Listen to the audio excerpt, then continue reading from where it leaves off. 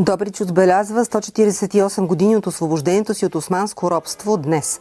На 26 януари 1878 година край града се води 7-часово ожесточено сражение.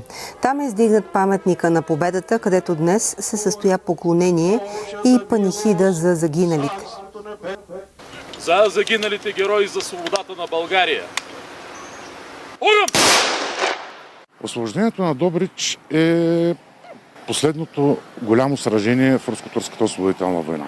След падането на Плевен, корпусът на генерал Цимерман получава заповед да овладее Хаджиоглу Пазарджик. В ужасни зимни условия, сняг, преспи и навявания, те успяват да доближат града. И тъй като знаят, че е силно укрепен, генералът решава да го обкръжи.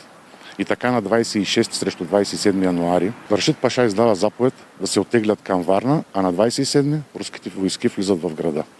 Интересното е, че това е петото освобождение на града за последните 100 години.